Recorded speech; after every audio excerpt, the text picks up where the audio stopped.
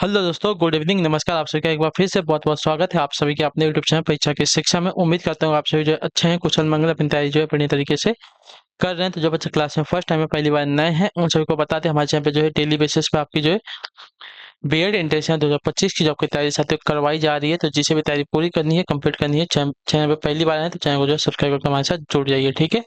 Class का समय देखिए, जीके जिसकी जो क्लास है सुबह 10 बजे डेली आपको देखने को मिलते हैं। रीजनिंग की जो क्लास है दोपहर को 1 बजे। हिंदी की जो क्लास है आपको इसी टाइम पे शाम को 7 बजे डेली बेसिस पे देखने को मिलती है। तो आपको इसी टाइम पे क्लासेस से जुड़ना है, तैयारी को पूरा कंप्लीट करना है। नीचे डिस्क्रिप्शन में आपको इंस्टाग्राम टेलीग्राम का लिंक मिले तो इंस्टाग्राम पर हमें फॉलो करेंगे, टेलीग्राम चैनल को जाकर ज्वाइन करेंगे। टेलीग्राम चैनल पर क्या है, डेली बेसिस क्लास का आपको अपडेट मिल जाएगा। बाकी जो एग्जाम के रिलेटेड जो आपका अपडेट है वो टेलीग्राम चैनल के माध्यम से बताया जाएगा। तो आप लोग जो है यहाँ से जुड़ेंगे। तो चलेंगे क्लास स्टार्ट करेंगे। स्टार्ट करने से पहले जिसने अभी तक लाइक नहीं किया क्लास को लाइक करेंगे, क्लास को अपने दोस्तों के साथ जो है शेयर कर देंगे, ठीक है। चलिए क्लास स्टार्ट करते हैं। क्वेश्चन नंबर 51, हिंदी भाषा के विकास का सही अनुक्रम क्या है? हिंदी भाषा के विकास का सही अनुक्रम क्या है?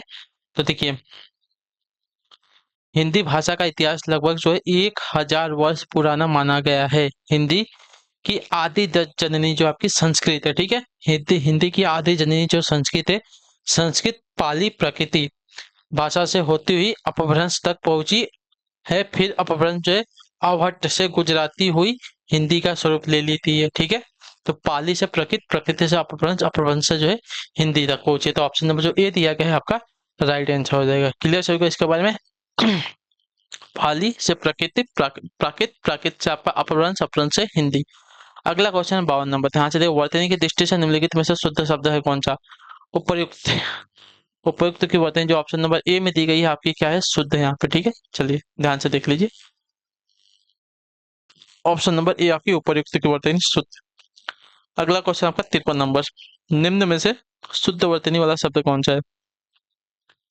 चलिए, शुद्ध वर्तनी वाला शब्द हमको यहाँ पे बताना है। तो देखिए, शुद्ध वर्तनी वाला शब्द आपका उज्ज्वल। उज्ज्वल जो ऑप्शन नंबर ए में दिया गया, उज्ज्वल की वर्तनी आपकी शुद्ध हो जाएगी, ठीक है। उज्ज्वल का अर्थ क्या होता है? स्वच्छ, साफ, निर्मल, सफेद, ठीक है।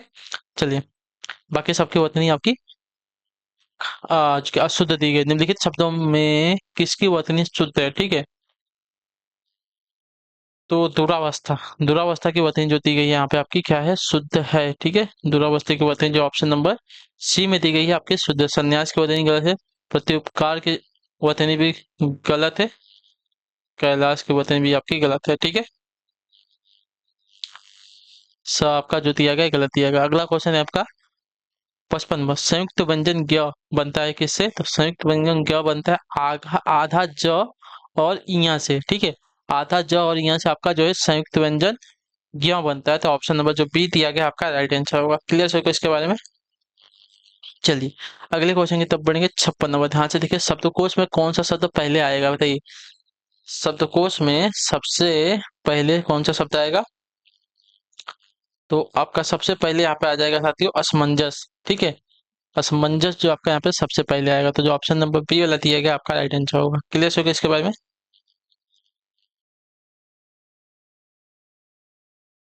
ठीक।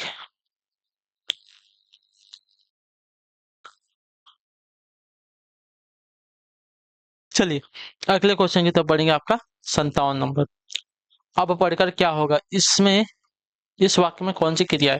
अब पढ़कर क्या होगा? पढ़कर बोला है ना, तो इसमें आपकी हो जाएगी साथियों पूर्वकालिक क्रिया। ऑप्शन नंबर जो डी दिया गया आपका राइट आंसर होगा। ठीक, क्लियर है को? जब कर्ता क्या बोला है? जब कर्ता एक काम को खत्म करके तुरंत दूसरी क्रिया को आरंभ करता है, ठीक है, तब पहली क्रिया आपकी क्या होती है? पूर्वकालिक क्रिया हो जाती है। क्लियर सभी को इसके बारे में? तो जब कर्ता एक क्रिया समाप्त करके दूसरी क्रिया आरंभ करता है तब पहली क्रिया आपकी पूर्वकालिक क्रिया होती है। तो इसको आपका पूर्वकालिक क्रिया कहते हैं। चलिए अगला क्वेश्चन आपका है 59, 58, 58 नंबर, ठीक है। वह लाचार है क्योंकि वह अंधा है। इस वाक्य में कौन सा अव्यय है? वह अंधा है क्योंकि वह लाचार है, इसमें कौन सी आपकी क्या बोलते हैं, कौन सा अव्यय है ना? तो इसमें आपका अव्यय हो जाएगा साथियों, अंधे होने की वजह से आपका क्या है? हुआ लाचार है। यहाँ पे आपका कारणवाचक हो जाएगा। जो ऑप्शन नंबर बी वाला दिया गया आपका राइट आंसर हो जाएगा, ठीक है। कारणवाचक अव्यय है, तो जो आपका दिया गया बी वाला विकल्प आपका राइट आंसर। वाचक में दो प्रकार के वाक्य होते हैं जो एक दूसरे पर निर्भर होते हैं। जैसे यदि राम जाएगा तो राधा आएगी, जो अव्यय संज्ञा के पीछे आकर उसका संबंध वाक्य के किसी दूसरे शब्द से बताता है, संबंध बोधक कहलाता है, ठीक है। चलिए अगले क्वेश्चन की तरफ बढ़ेंगे, ध्यान से देखेंगे। आपका है 59। अब पढ़कर क्या होगा ना। अच्छा, सेम क्वेश्चन यहाँ पे भी था क्या? अच्छा, इसने जो प्रिंटिंग मिस्टेक किया था। चलिए अब पढ़कर क्या होगा, तो इसमें भी आपकी क्या है, पूर्वकालिक क्रिया है। ठीक है, तो ऑप्शन नंबर जो दिया गया यहाँ पे सी वाला विकल्प आपका राइट आंसर हो जाएगा।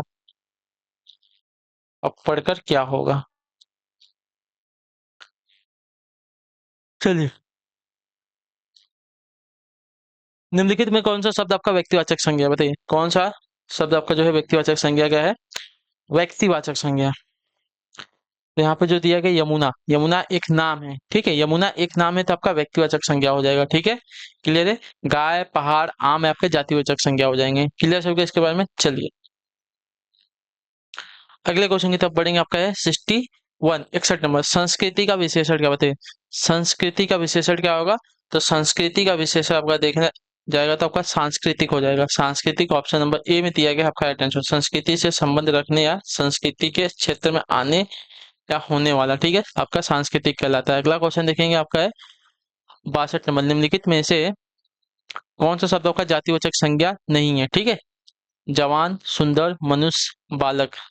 सुंदर आपका एक गुणवाचक हो जाएगा। ठीक है, सुंदर शब्द आपका जातिवाचक संज्ञा नहीं है, अपितु आपका गुणवाचक विशेषण है। ठीक है, सुंदर शब्द को जो है गुण के रूप में ही लिया जाता है।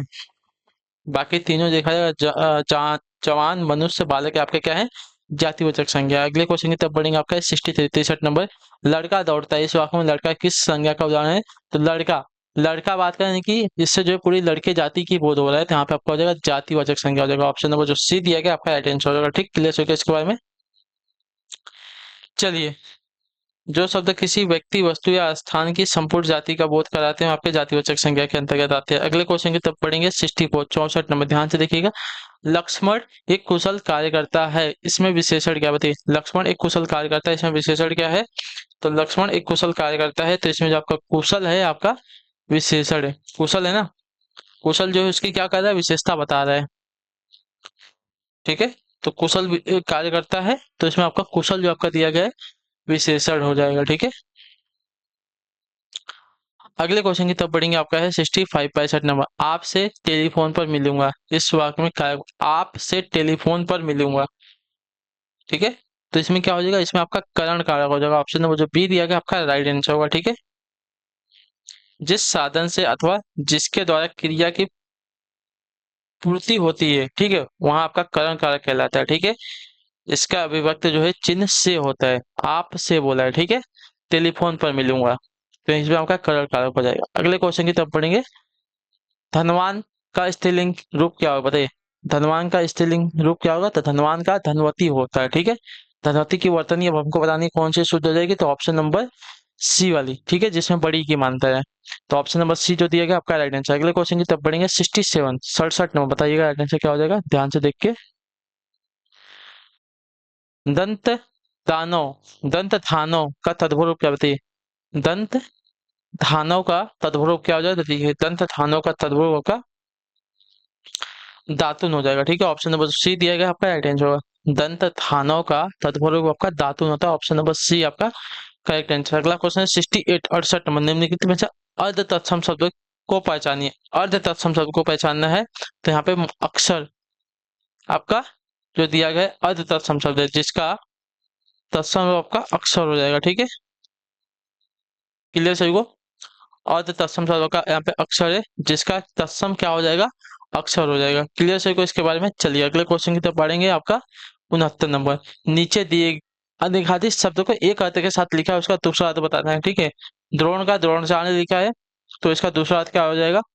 देखिए द्रोण का द्रोणाचार्य लिखा है, तो इसका दूसरा अर्थ आपका दोना हो जाएगा। उनको दोना भी बोला जाता था। ठीक है, तो ऑप्शन नंबर जो सी दिएगा आपका राइट आंसर होगा। ठीक है, दोना आपका द्रोण का क्या हो जाएगा, वो बोलते हैं क्या, अनेकार्थक शब्द यानी कि प्राचीन शब्द हो जाएगा। ठीक है, चलिए अगला क्वेश्चन है 70 नंबर।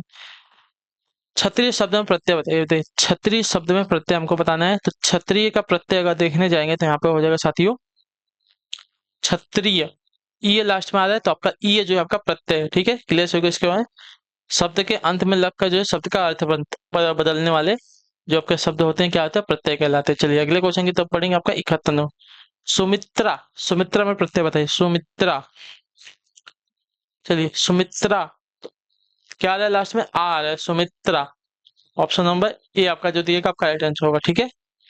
सुमित्रा में आपका आ प्रत्यय है। अगले क्वेश्चन की तरफ बढ़ेंगे, आपका है बतम।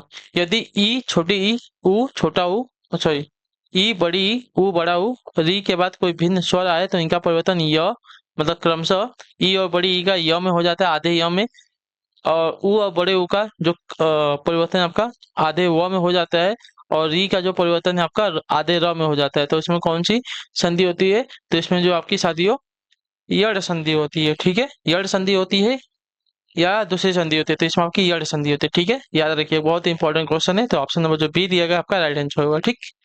चलिए अगले क्वेश्चन की तरफ बढ़ेंगे, आपका ध्यान से देखिएगा 73 नंबर।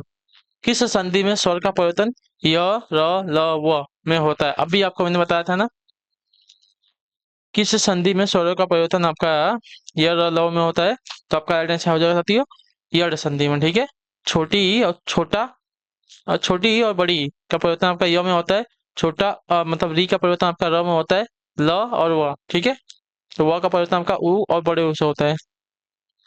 चलिए अगले क्वेश्चन की तरफ बढ़ेंगे, आपका 74 नंबर, ध्यान से देखिएगा। इनमें से किस शब्द में यड़ संधि है? यड़ संधि हमको यहाँ पे पूछा है, तो देखिए देवाग्म, देवाग्म आपका यड़ संधि है, ठीक है। यहाँ पे क्या हुआ है? देवी प्लस आगम, ठीक है। तो यहाँ पे क्या हुआ है? बड़ी ई और आ के बाद यहाँ पे क्या परिवर्तित हो गया? यहाँ पे व पे परिवर्तित हो गया, यहाँ पे, ठीक है। आधे व में परिवर्तित हो गया दिमाग में। तो ऑप्शन नंबर सी जो दिएगा आपका राइट आंसर हो जाएगा, इसमें आपकी यड़ संधि है। अगले क्वेश्चन के बाद 75 नंबर, यड़ संधि का समझ जो है किस संधि या विशेषण से है? तो यड़ संधि का जो संबंध है आपका हो जाएगा साथियों स्वर संधि के है। तो जो ऑप्शन नंबर सी दिएगा आपका राइट आंसर, यड़ संधि का संबंध आपका स्वर संधि विशेषण से है। दोनों में स्वर का मेल स्वर से कराया जाता है, ठीक है। यही समानता दोनों को पारस्परिक रूप से जोड़ती है, ठीक है। चलिए तो इसी के साथ जो आपकी क्लास है आज की यहीं पे पूरी होती है हिंदी की। आई होप कि आपकी जो क्लास है अच्छी लगी। अच्छी क्लास को लाइक कर दीजिए, चैनल पहले चैनल को सब्सक्राइब, और हमें जो है कमेंट पर क्लास के बारे में जरूर दीजिए, आपको क्लास कैसे। बाकी आपका कोई डाउट है, कोई क्वेश्चन है, कोई तो आप नीचे कमेंट करके हमें पूछ सकते हैं। आपसे मिलता है आपकी नेक्स्ट क्लास में, तब तक के लिए टाटा बाय बाय, जय हिंद जय भारत। आपसे क्लास से जुड़ने के लिए बहुत बहुत ही धन्यवाद साथियों।